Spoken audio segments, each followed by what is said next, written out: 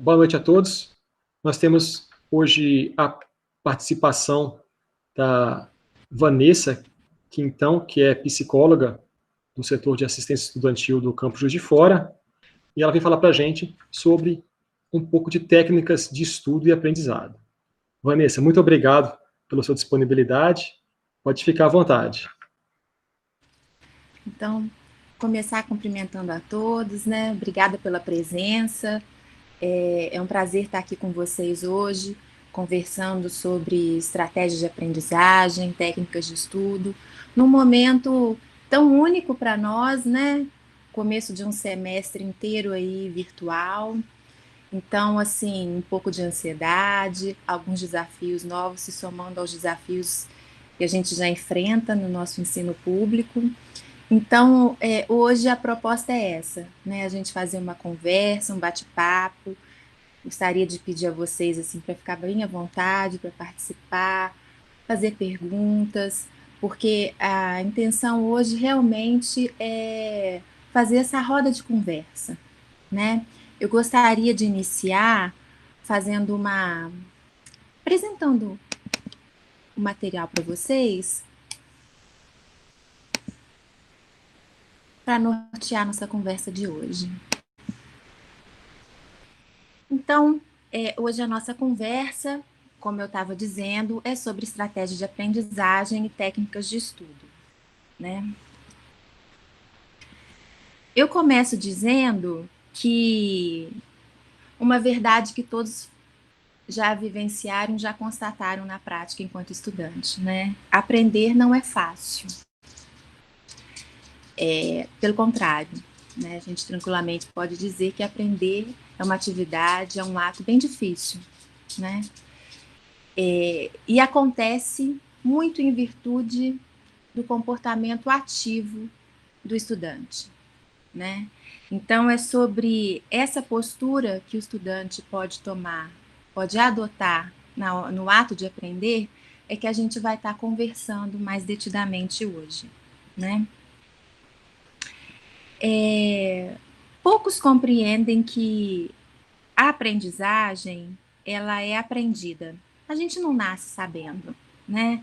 Embora muitos de nós tenham crescido com aquela frase da mãe e do pai assim, fulano, vai estudar, ciclano, vai estudar. Como se fosse natural, como se todos nós soubéssemos como estudar, né? E se a gente não nasce sabendo, se a gente aprende ao longo da vida, a gente também pode aprimorar, né? Então, essa proposta de hoje seria a gente refletir sobre como a gente tem construído as nossas aprendizagens, né?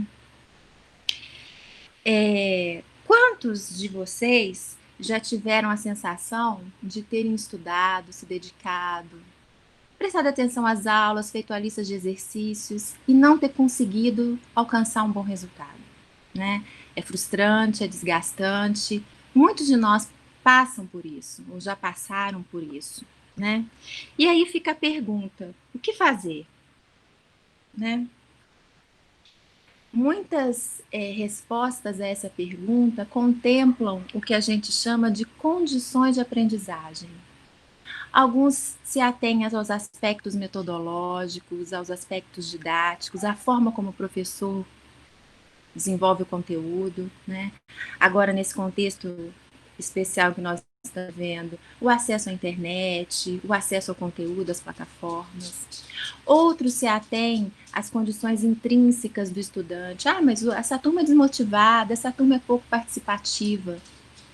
Todas essas abordagens se atêm às condições da aprendizagem e não ao ato de aprender, que é o que a gente vai estar conversando hoje. A gente parte do pressuposto que o ato de aprender é um ato individual, né?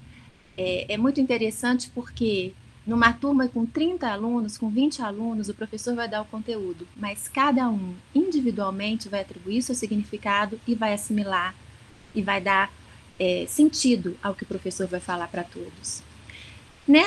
Nesse processo de aprender e de assimilar, a gente pode encontrar dificuldades neurológicas, dificuldades emocionais, interacionais. A gente pode entender as neurológicas como déficit de atenção, hiperatividade, descalculia, dislalia, dificuldade na atenção concentrada. Nas dificuldades emocionais, a nossa relação com os pensamentos, emoções, às vezes sentimentos de ansiedade, depressão. E nas interacionais, nossa relação com o professor, com os colegas, o sentimento de pertencimento ao curso que nós escolhemos. Isso tudo a gente pode entender e compor o rol das dificuldades. Mas hoje, de forma mais detida, a gente vai conversar sobre as dificuldades relacionadas à forma, à organização dos estudos. E aí eu começo com uma pergunta. Muitos de vocês encontram problemas com o estudo ou com os estudos? Há estudantes que têm problema com o estudo. São estudantes que não gostam de estudar, né? Que significam, que entendem o estudo como uma forma, uma situação tediosa, né? Pouco interessante. Esses têm problema com o estudo. Não conseguiram construir uma relação prazerosa com o ato de aprender. Outros até gostam de estudar, se sentem desafiados, né, interessados, mas ficam com aquele sentimento que eu disse no início. Poderiam render mais. Esses têm um problema com os estudos, uma coisa mais individualizada. E então eu faço a pergunta, isso tem acontecido com vocês? Em que medida que isso tem acontecido? Existe a motivação para estudar? Nós estamos parados desde março, né? Acredito que muitos de vocês tenham passado pelo REI, né? Uma experiência nova. Mas agora, como eu estava falando, todo um semestre à distância, precisando construir novas rotinas, novos hábitos. E aí, nesse contexto novo, como que anda a motivação para estudar? Ter boas razões para estudar é fundamental. Isso na psicologia a gente chama de motivação, que é o motivo para agir. Essas razões é que vão ser aquele combustível que vai estar alimentando a perseverança, que vai estar alimentando a persistência na hora da dificuldade. Pesquisas com estudantes da graduação que alcançam alto desempenho, com boas notas, mostram que os alunos que têm uma motivação intrínseca para aprender se destacam mais. O que seria isso? Aquele aluno que estuda e que se empenha em resolver aquela equação ou aquele exercício difícil porque se sente desafiado, porque gosta de se superar, que tem prazer em estar alcançando um nível mais elevado, né? Aquela sensação de você se debruçar sobre uma questão difícil e conseguir chegar ao resultado certo, né? Isso tudo cria uma cadeia de significados que vai te ajudar a encontrar motivação ao longo do processo. Ao passo que os estudantes que têm uma motivação puramente extrínseca, geralmente tendem a perder a motivação, né? Então, é aquele estudante que passa para ter a nota na hora da prova, né? É o estudante que faz o mínimo necessário, o mínimo de esforço necessário. Porque o que importa é alcançar lá os 5, 7. E aí, a significação, o sentido para perseverar e continuar nos estudos fica frágil, realmente, né? E aí eu pergunto para vocês, existem mais motivações extrínsecas ou intrínsecas nesse processo, em que cada um está vivenciando? Isso porque nós buscamos, sobretudo numa formação, né, numa graduação, em que a gente está se constituindo futuros profissionais, aprendizagens significativas, né? Porque aqui eu trago a reflexão da diferença entre memorizar e aprender, né?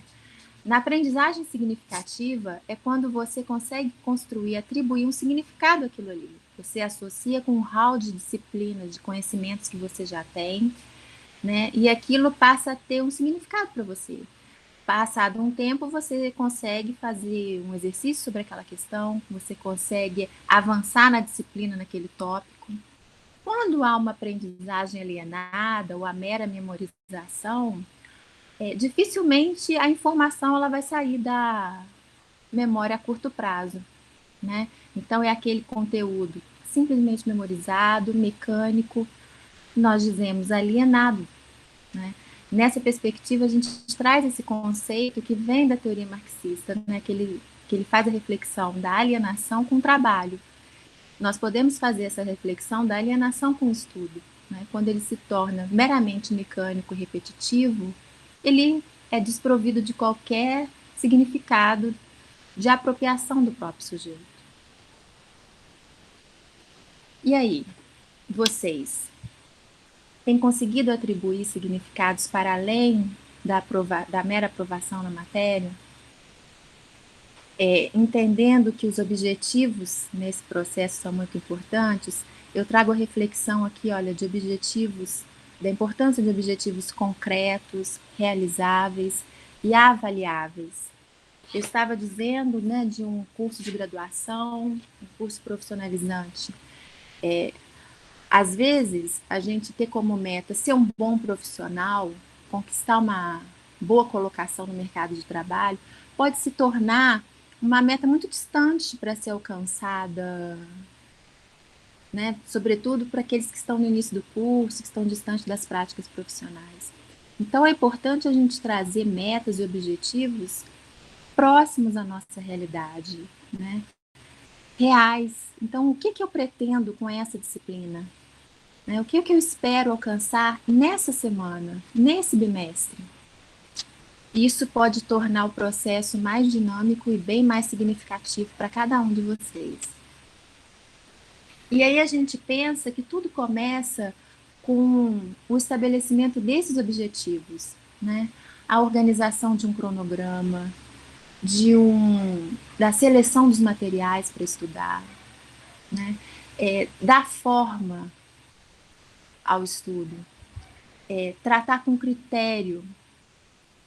Eu costumo dizer que a gente precisa ter disciplina, e aí a disciplina não se restringe à gestão do tempo, né? Muitas vezes a gente vê na fala dos estudantes que, nossa, eu sou disciplinado, eu estudo tantas horas por dia, como se a quantidade fosse um referencial de qualidade, né? Aí eu trago para vocês o seguinte, é muito importante avaliar como que está sendo esse rendimento, né? Agora, nesse contexto de ensino remoto, vocês estão com uma disponibilidade de horário maior, né? Aulas síncronas, aulas assíncronas. Então, vale a pena perguntar, qual horário do dia eu rendo mais? Como eu posso organizar o meu tempo para que ele seja mais produtivo? Né? Para a gente deixar de lado um pouco aquele referencial, nossa, eu estudei muito, eu fiquei o sábado inteiro fazendo a disciplina do Márcio. Né? Quando, na verdade, às vezes, 1, 2 horas bem empregadas podem ser muito produtivas. Né? Então, a otimização desse tempo, ela é muito importante. A participação nas aulas, né? Muitas vezes vai ser na aula que você vai ter o primeiro contato com aquele conteúdo. Então, criar memórias, referências com relação àquele conteúdo vai ser um primeiro passo muito importante. Fazer anotações durante a aula, anotar exemplos, né? As anotações não são aquele ditado, né? Aquela transcrição literal do que o professor está falando. Longe disso. É apenas uma trilha que você vai construindo de pistas para depois, num momento remoto, em casa, você conseguir resgatar e ativar com mais elementos a memória da aula. Além do que, quando a gente se mantém ativo durante a aula, a proposta, né, a ideia de manter a atenção concentrada fica muito mais fácil. né? Os distratores podem ser mais controlados nesse momento. A organização da informação, dando continuidade ao que eu estava falando, né? Estive na aula, me mantive concentrado, fiz as minhas anotações, né? Segui os exemplos dados pelo professor. Uma coisa interessante, né? As pistas que os professores dão durante a aula. Eu ouço muito dos alunos assim, nossa, o conteúdo era enorme, eu estudei tanta coisa que não caiu. Diante do que o professor dá, eu fico com dificuldade em entender o que é mais importante. Esses sinais o professor dá durante a aula. Então, a gente, né, se mantendo mais ativo durante a aula, mais concentrado, consegue captar melhor isso. A organização da informação que eu trago aqui é com relação ao pós-aula, né? Quando você chega em casa, que você vai dar ordem a todas aquelas informações que você teve durante a aula, né? Fazendo resumo, mapas, esquemas, organizando grupos de exercício, porque estudar, como eu estava dizendo, requer clareza, ordem, método e, sobretudo, conexão com os conhecimentos anteriores, né?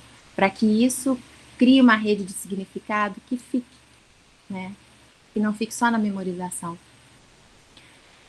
O controle dos distratores, né? Muitas queixas eu recebo frequentemente com relação à dificuldade de se manter concentrado nos estudos, né? Qualquer coisa chama minha atenção. E aí, diante dessas dificuldades, cabe uma reflexão muito importante. Que tipo de distratores vem comprometendo seu rendimento na aula ou nos estudos? São distratores externos, né? De repente o ambiente, agora com esse ensino remoto, né? O ambiente mais tumultuado em casa, a família também muito próxima, né? Às vezes não tem um ambiente mais reservado para estudar. Vale a pena ser considerado. Quando na aula presencial, às vezes a relação na turma, né? A própria relação com o professor, isso tudo a gente poderia entender como um distrator externo. Os internos são a nossa relação com os nossos pensamentos e sentimentos, né? Se eu estou ansioso, se eu estou preocupado com algum problema na família, né, com alguma questão, a minha tendência é realmente encontrar dificuldade em concentrar nos estudos.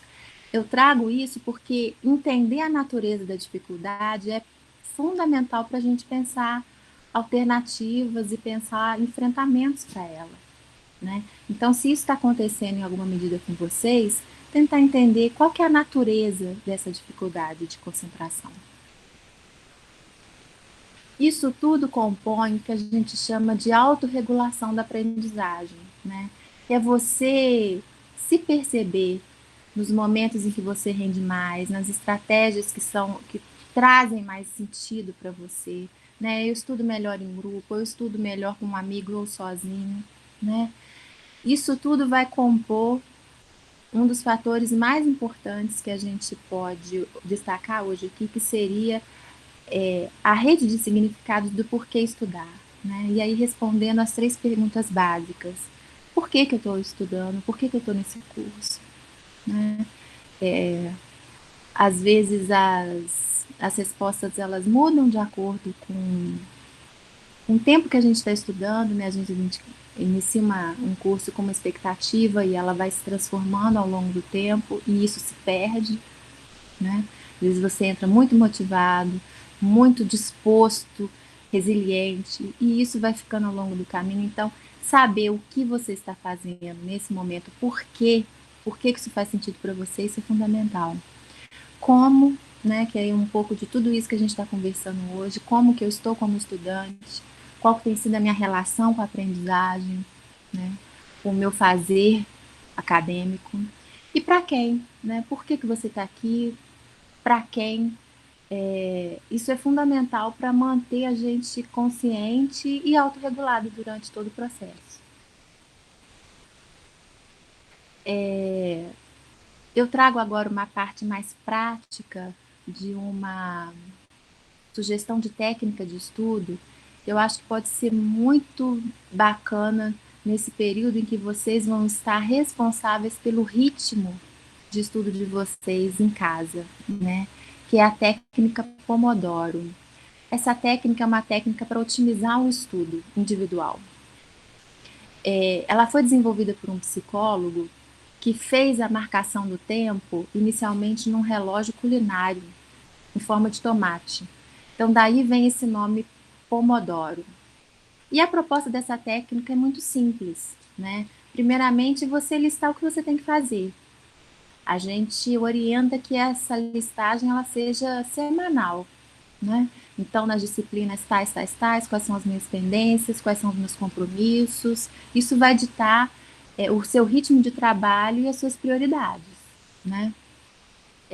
Especificamente para o desenvolvimento dessa técnica, você precisa de um cronômetro, né? Em que você vai marcar 25 minutos para que um período de estudos, para que aconteça um período de estudo sem interrupção, né? Então você procura um ambiente tranquilo, né? Se cerca de tudo que você vai precisar. Então, se eu estou com muita sede, eu levo a minha água, me afasto do celular e me disponho a fazer o primeiro ciclo de 25 minutos. Feito esse ciclo, me permito um intervalo de 5 minutos, levanto, vou ao banheiro, faço um alongamento, né? Me permito uma pausa. Passado esse tempo, retomo minhas atividades e avalio se eu consegui fazer a lista que eu estava, o exercício que eu estava fazendo. Feito o exercício, eu risco ele da lista.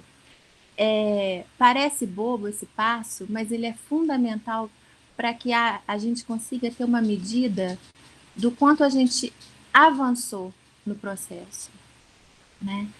Muitas vezes a gente olha o todo, né? O que precisa ser feito e se assusta e desanima. Fragmentando e eliminando a cada passo, a cada conquista, vai dando uma real medida do nosso avanço, do nosso caminhar, né? Então, fiz a atividade, cortei ela da lista. Aí eu faço mais 3 pomodoros, mais 3 períodos de estudo e me permito um intervalo maior, né? A literatura indica 30 minutos de intervalo. E aí a gente tem algumas observações importantes, né? Durante o período de estudo, as interrupções não são permitidas. Então, se eu comecei a estudar, o telefone tocou, né? Aconteceu alguma coisa em casa, precisei parar, interrompa aquele ciclo e reinicie, né? Um descanso muito longo pode ser muito desmotivador para mim.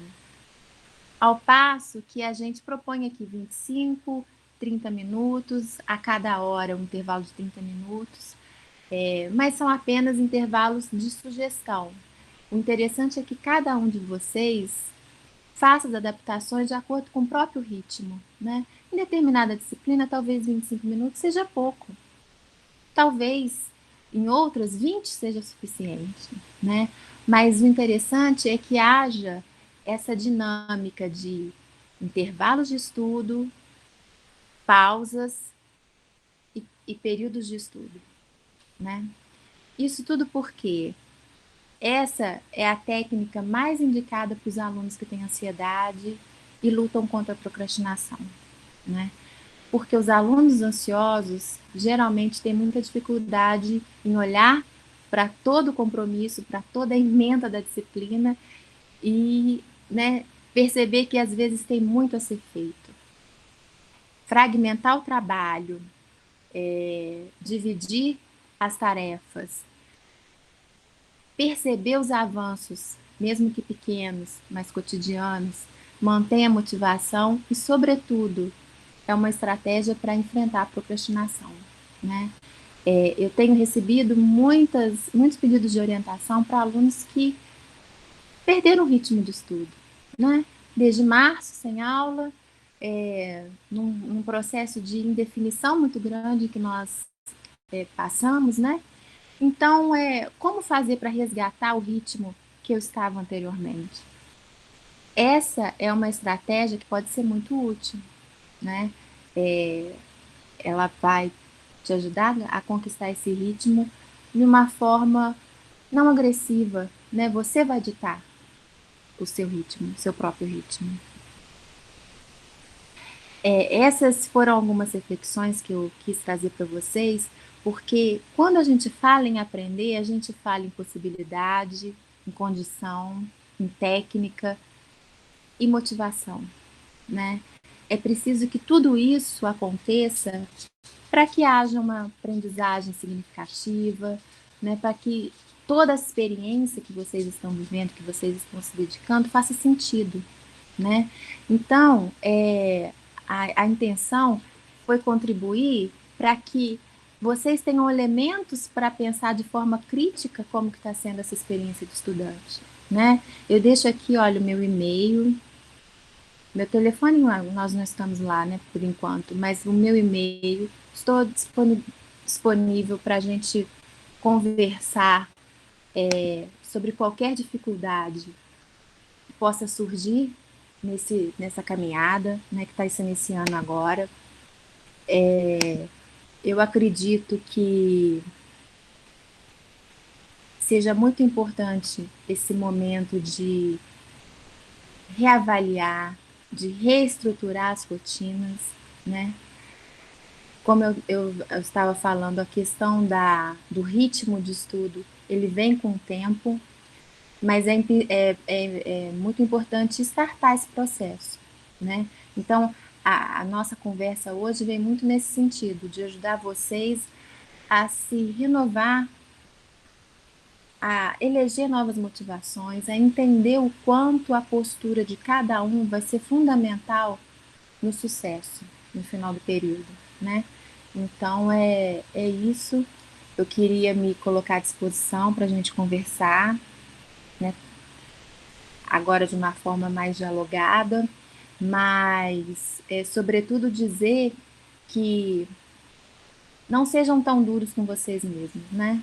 Façam metas semanais das disciplinas agora, façam esses registros dos avanços, mesmo que pequenos, né?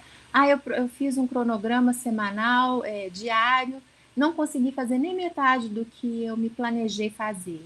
Então, né, deve ter alguma coisa errada. Ou você superestimou o seu tempo, né? Porque às vezes a gente faz um planejamento lindo, perfeito, muito idealizado, né? Que não é realizável, e isso causa muita frustração. Então, assim, faça uma avaliação real, né, da capacidade que cada um está enfrentando nesse momento, estabeleça essas metas e a cada passo, né, ir registrando o sucesso ou as dificuldades, mas, sobretudo, avaliando o que está dando certo e o que está dando errado, né? Eu acho que isso vai ser muito importante. Eu gostaria de ouvir vocês. Sim, Vitor. Com certeza, Vitor. Eu costumo dizer que no momento certo do dia, a série do Netflix, os momentos nas redes sociais são extremamente importantes, né? O ruim é quando a gente começa o dia com eles e aí não consegue encontrar motivação para retomar os estudos. E o que é mais é, patológico nisso é que a gente acaba se consumindo na culpa, né? Então tá, eu vou ver só mais um episódio dessa série, depois eu vou lá fazer o exercício. E aquilo não vai, e você fica mal por não ter feito o que pretendia fazer, mas também não consegue realizar, né? Então eu costumo dizer que deixar o lazer como a recompensa do trabalho, do dia, é a melhor forma da gente se manter motivado, né? O ócio ele tem o seu lugar, né? Até para garantir a saúde mental durante todo o processo, mas é importante que a gente coloque ele no momento certo do dia, né? Para que você, relaxado, né?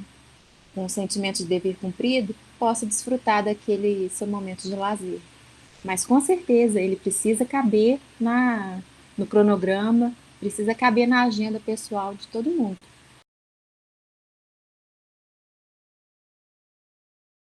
A constância no estudo, ela vem colada com a motivação, né?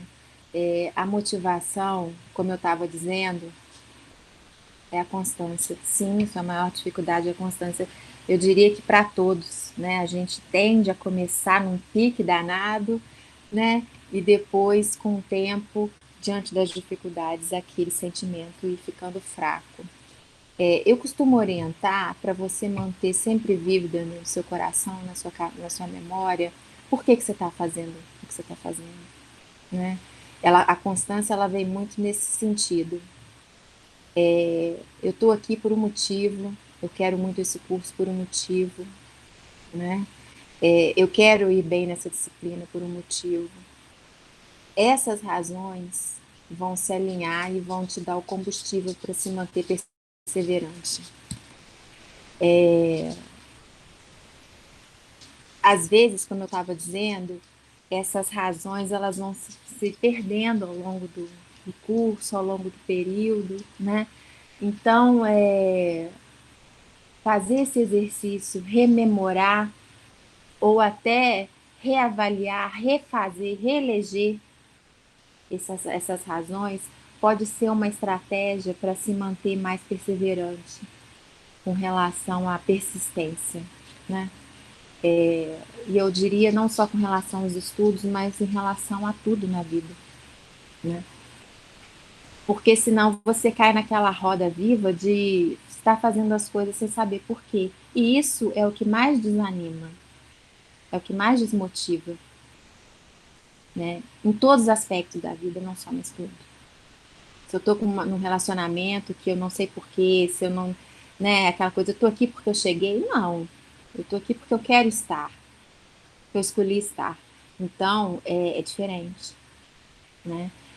Metas curtas podem ser uma boa estratégia para manter a perseverança com relação ao tema de hoje, né, aos estudos. Então, fazer um cronograma fiel, possível, né, pode te manter ativa durante os períodos, sobretudo no momento de prova, né, em que naturalmente o cansaço vai estar mais presente, né?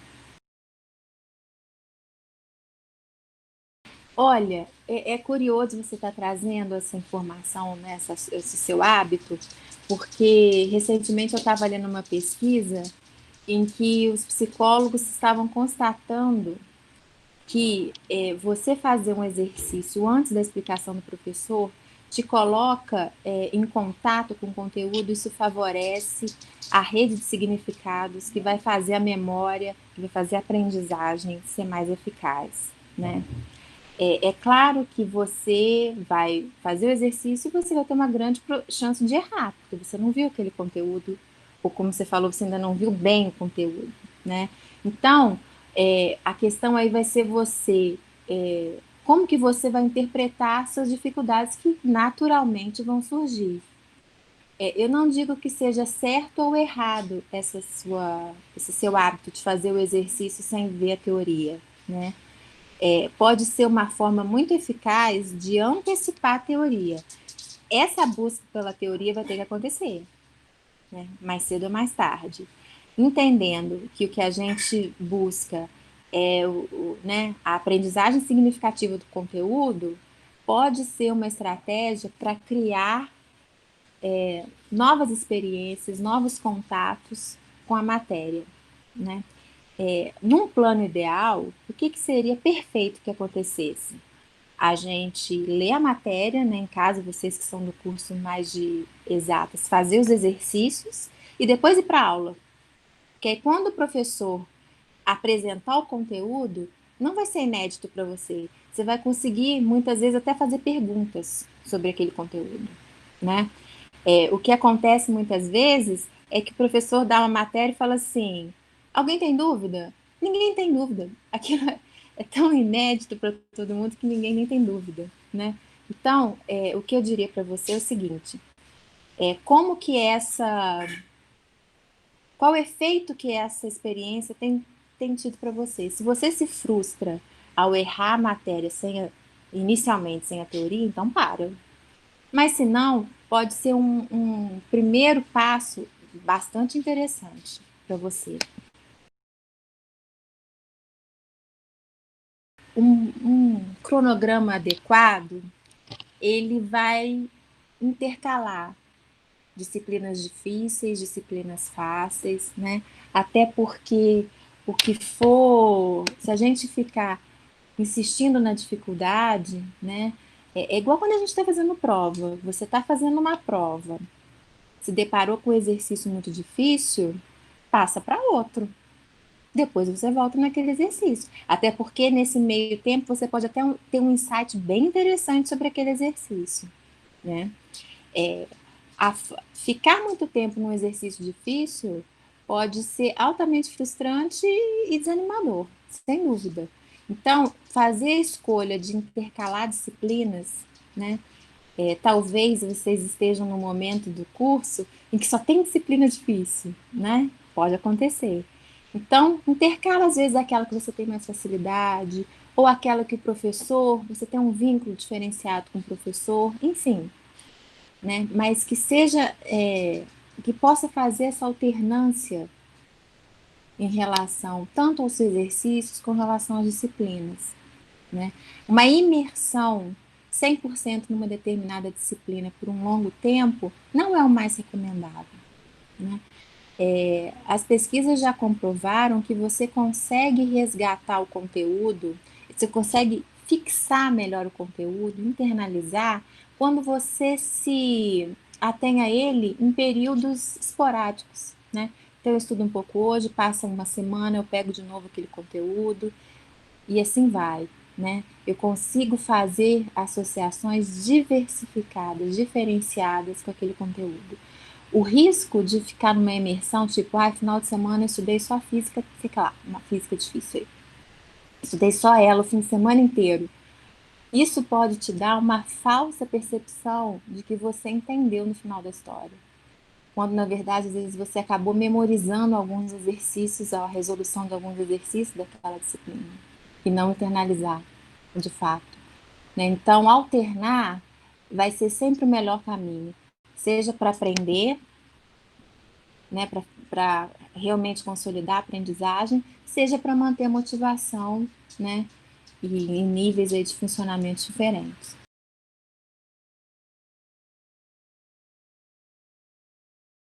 É interessante a gente entender que, às vezes, estudando, a gente usa poucos recursos, né? Às vezes você ouve uma música, passa um tempo e você já sabe a letra da música. Então, por que não associar essa capacidade auditiva, nessa memória auditiva, nos estudos? Né? Então, se tem mais conteúdos de memorização, às vezes fazer a gravação daquele conteúdo e você mesmo ouvir depois, né? Fazer uma lista ou um esquema com esses conteúdos-chave e colocar no seu quarto, no lugar onde você permanece mais tempo, num lugar visível, em que você possa estar estimulando visualmente aquilo, né? Aí, na hora da prova, se fechou o olho, você vai conseguir lembrar, de repente, daquela lista, daquele esquema, né? A sugestão é você diversificar as formas de internalizar esse conteúdo, né? Visuais, auditivas, né?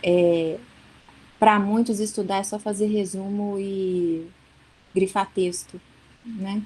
Mas a gente entende que existem tantos outros recursos que a gente pode estar fazendo. E quanto mais sentidos você empregar na hora do estudo, mais fácil vai ser você resgatar essa informação depois na hora da prova.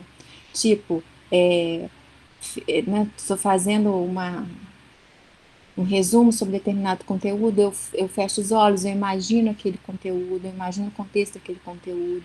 Então, criar memórias sensoriais com relação ao conteúdo também é muito importante, né?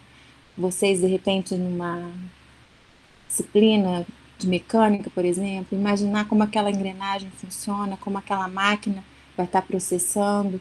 Isso tudo vai criando registros mais concretos, mais coerentes, e sai às vezes, da fórmula matemática, da abstração muito, né, que às vezes fica muito distante da nossa realidade, né?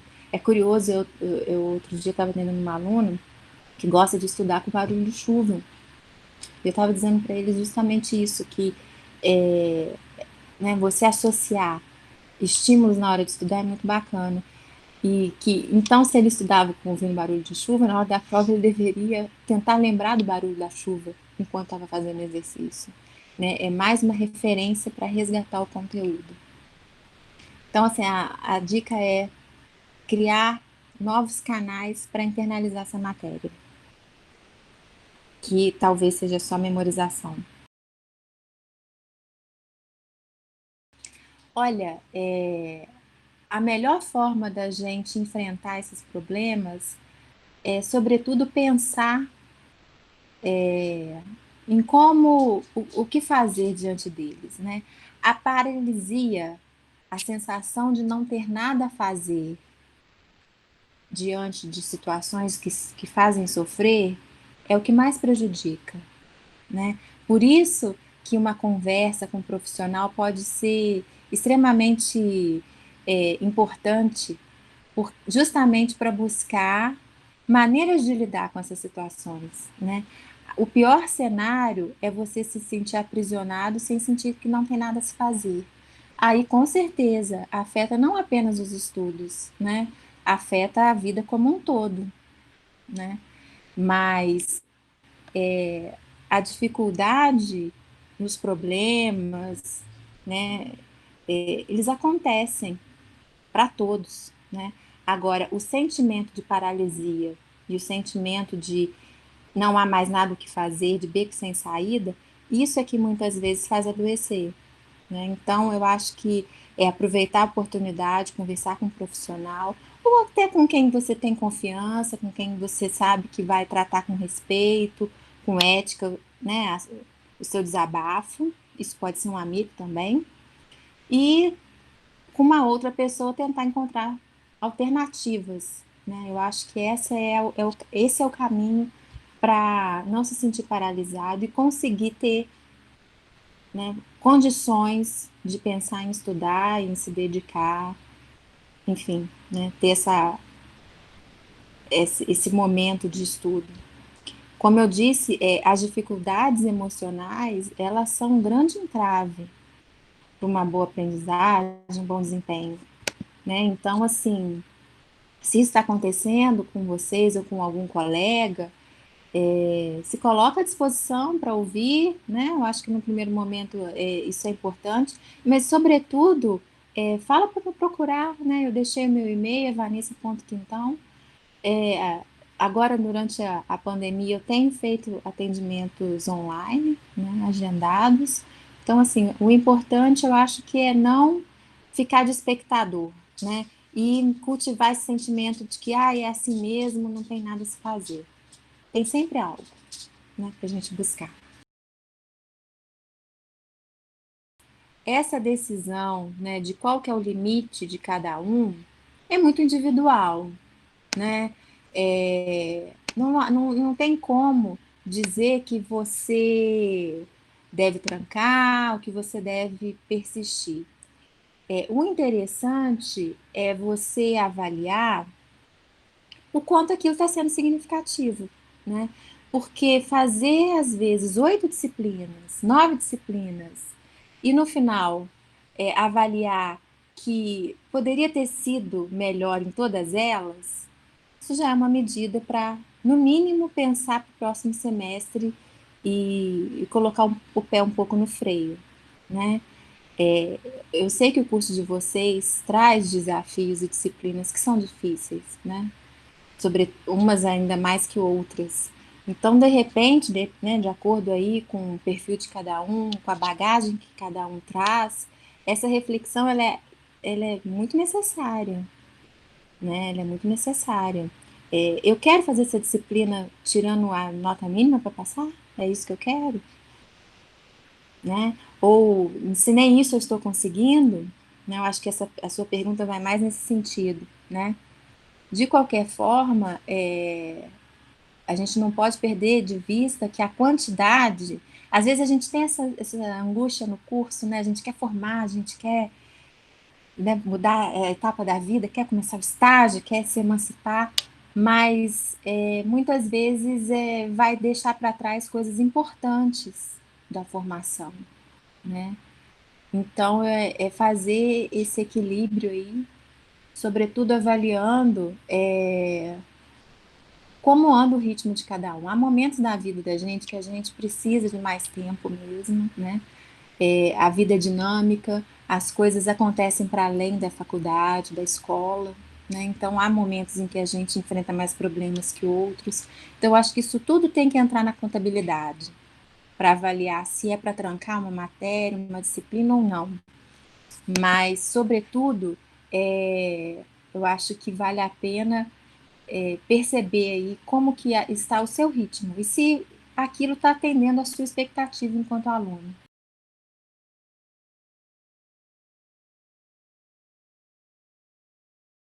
A questão de lidar com a frustração do não conseguir no exercício, vocês acabam, todos aí, né, em determinada momento, acabam tendo que se desenvolver de forma muito resiliente com relação a isso, né? Ainda não resolvi esse exercício, né? E aí, eu digo pela dificuldade de se deparar com exercícios difíceis e tudo mais. Outro dia, conversando com um engenheiro, e aí falando de umas dificuldades do nosso setor, lá no Instituto, e colega servidor engenheiro falou, nossa, mas sem problema? Nossa, eu adoro problema. Me falou que é problema desafio. Eu adoro pensar sobre desafio. Ah, você é engenheiro, né, querido? Então, assim, qual que é o significado do não conseguir? É isso que eu estou querendo dizer. Para esse meu amigo, quando ele não consegue, ele adora não conseguir. Porque isso desafia, isso faz acordar de madrugada para pensar, e, enfim, é um combustível para ele a dificuldade. Eu já encaro de uma forma bem diferente. Para mim, isso não faz tanto sentido assim. Eu acredito que muitos de vocês devam se aproximar muito desse meu amigo, né, pela própria natureza do curso. Esse sentimento com relação à dificuldade vai ganhando um novo significado, né? E com certeza, quando a resolução aparece, né, você consegue resolver o exercício, tem uma satisfação muito maior, né? Eu acredito que deva ser uns elementos aí que contribuam para ressignificar a dificuldade, né? Não foi qualquer coisa, foi o exercício tal que eu consegui, foi bem na prova da disciplina tal, né? Então, eu diria para você, como psicóloga, dar novos contornos a essa dificuldade, porque a dificuldade ela vai aparecer no curso todo, né?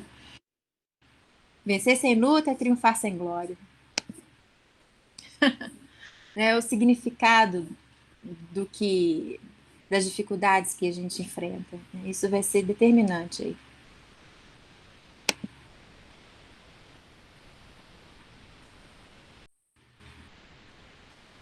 É difícil, é difícil, sobretudo quando a gente soma dificuldades, né? Como eu disse, a vida é dinâmica, ela traz desafios. Então, quando essas dificuldades se somam, fica ainda mais difícil, né? Então, assim, daí eu acho que o interessante desse momento hoje, da gente conversar, colocar o canal aberto, né, para conversas futuras, se vocês julgarem necessário, porque a dificuldade do curso, ela é esperada, ela vai aparecer, né, em uma disciplina mais do que na outra, mas ela vai aparecer.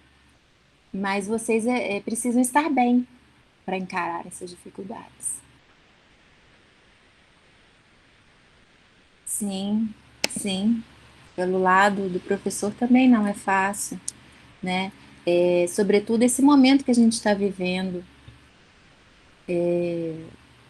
né? Conversando com os colegas, todos estão, em maior ou menor medida, ansiosos na expectativa de como vai ser esse momento, né? Desse né? As dificuldades que vão surgir.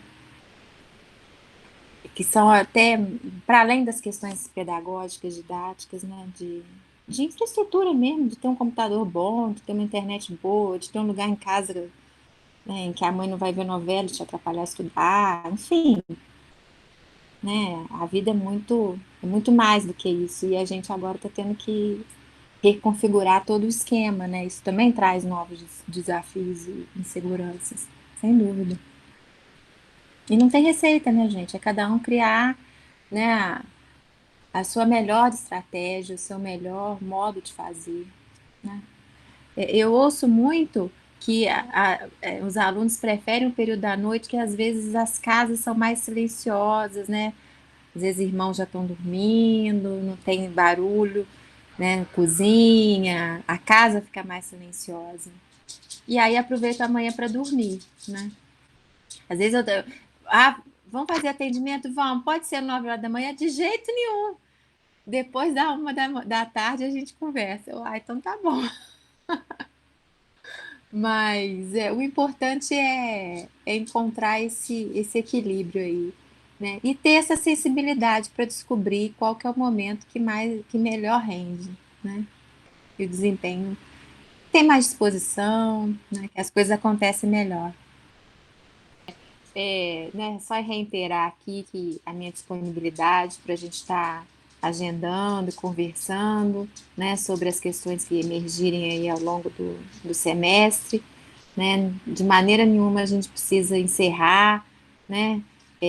Às vezes a vontade de conversar de uma forma mais particular sobre determinada situação, né? Então eu me coloco à disposição de vocês no meu e-mail, vanessa.quintão, né? Resta tudo igual para todo mundo, né? Mas é isso, assim, né? Queria agradecer a presença de vocês, o convite do Márcio, né? Dizer que eu acho que a gente tem que construir essas parcerias ao longo da vida, né? Isso só nos fortalece profissionalmente, pessoalmente. Eu acho que é essa rede que faz sentido, né, na nossa atividade. Queria agradecer a Vanessa mais uma vez pela disponibilidade e mais do que desse momento de hoje, dessa parceria que ela já vem fazendo junto com a coordenação de curso, há alguns semestres aí, se não anos, acho que está mais para anos que a gente vem conseguindo trabalhar junto, né, e tem sido muito legal, tem sido muito positivo, e a gente sempre tem o retorno do pessoal, dos estudantes do curso, sempre quando tem alguma palestra, alguma coisa, de terem gostado, de ter sido muito positivo para a vida deles. Então, acho que fica aí meu agradecimento, em particular por hoje, porque eu acho que foi muito, muito bom para todo mundo. Obrigada, eu que agradeço. Queria agradecer a todo mundo que está aqui participando com a gente. Então, vamos ficando por aqui. Então, pessoal, boa noite a todos.